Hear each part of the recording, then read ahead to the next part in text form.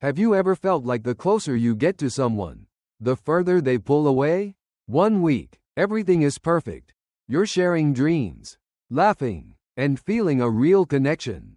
Then, suddenly, it's like a wall goes up. The texts get shorter, the dates get canceled, and you're left wondering, what did I do wrong? If this sounds familiar, you've likely encountered the complex world of avoidant attachment. Today, we're diving deep into the psychology of avoidant relationships.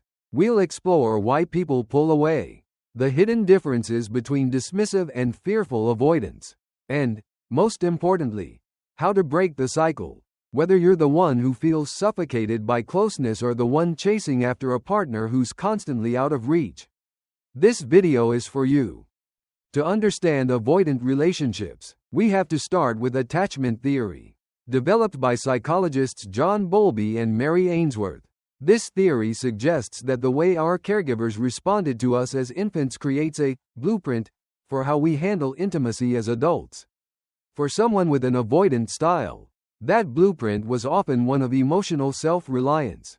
Perhaps their parents were dismissive of their feelings, telling them to stop crying or be a big kid. Over time, that child learned a survival lesson. My needs won't be met by others, so I must meet them myself. Depending on someone else is dangerous. In adulthood, this manifests as a fierce need for independence. To an avoidant person, intimacy isn't just closeness. It feels like a threat to their safety and autonomy. Now, current psychological research and trends show that we often lump all avoidance into one category. But there are actually two very distinct types: the dismissive avoidant and the fearful avoidant. Understanding the difference is crucial because the way you communicate with each one is completely different. The dismissive avoidant, or DA, is the one most people think of. They are consistently distant. They value logic over emotion and often view themselves as perfectly fine on their own. When things get too emotional, they deactivate. This means they subconsciously shut down their feelings to restore their sense of independence. They might make a joke, focus on your flaws, or simply leave the room. Their core wound is often, I am defective, though they hide it behind a mask of extreme competence. On the other hand, we have the fearful avoidant, also known as disorganized attachment. This style is often born out of more volatile or traumatic childhoods. Fearful avoidants actually crave closeness. They want love desperately, but they are terrified of being betrayed or hurt. This creates a painful, push-pull dynamic. They might come on very strong at the beginning of a relationship, being the warmest, most intense partner you've ever had. But the moment true intimacy settles in, their alarm bells go off. They might suddenly pick a fight or disappear, only to return a few days later full of regret. While the dismissive avoidant is like hitting a cold stone wall, the fearful avoidant is like being on an emotional roller coaster. They are constantly stuck between come here and get away. Let's talk about deactivating strategies.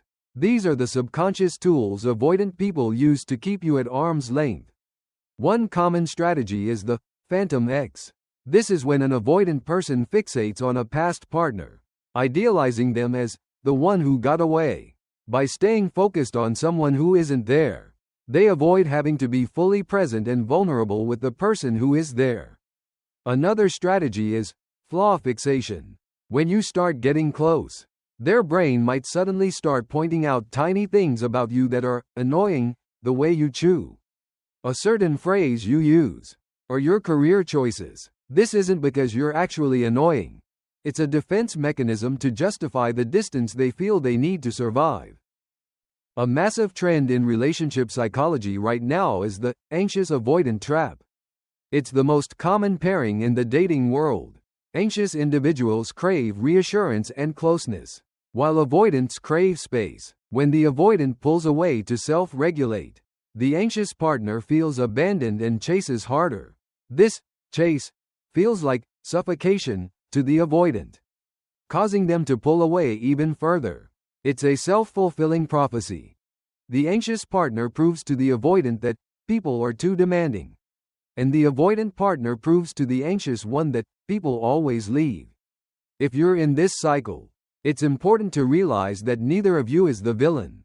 You are both just reacting to old wounds using the only tools you were ever taught. So, how do we heal? If you identify as avoidant, the first step is developing self-compassion. Your avoidance wasn't a choice, it was a protection. But now, as an adult, that protection is becoming a prison. Research suggests inner child work is incredibly effective here. You have to learn to sit with the discomfort of your own emotions rather than running from them. Start small with selective sharing. A 2024 study showed that avoidants usually only share their wins to look strong. Try sharing one small failure or one negative emotion with your partner. It will feel like jumping off a cliff, but that is where the healing begins. You have to prove to your nervous system that you can be vulnerable and still be safe. If you are the partner of an avoidant person, the key word is patience. You cannot force an avoidant person to open up. In fact, the more you push, the faster they run. Instead, use softened communication. Instead of saying, "You always ignore me," try using I statements like, "I feel a bit disconnected when we don't talk for a few days." Give them what psychologists call advance notice. If you want to have a deep conversation, don't spring it on them. Say, "Hey, I'd love to talk about our weekend plans later tonight when you're ready." This gives them time to mentally prepare and prevents their fight or flight response from taking over. Most importantly, respect their need for space. When an avoidant person sees that you won't chase them when they pull back, they actually start to feel safer coming back to you on their own. Can avoidant relationships work? The answer is yes, but it requires a growth mindset from both partners. Both people have to be willing to look at their patterns without shame. It's not about changing who you are. It's about expanding your relational toolkit. Many avoidants find success in therapies like EFT, emotionally focused therapy, which helps them name the feelings they suppressed for decades. It's a slow process, and there will be setbacks. There will be days where the wall goes back up, but every time you choose to stay, every time you choose to communicate instead of withdraw, you are rewriting that old blueprint. The most important thing to remember is that beneath the coldness or the distance of an avoidant person is often a child who just wanted to be seen and accepted for who they were. Love is a risk for everyone, but for the avoidant, it feels like the ultimate risk.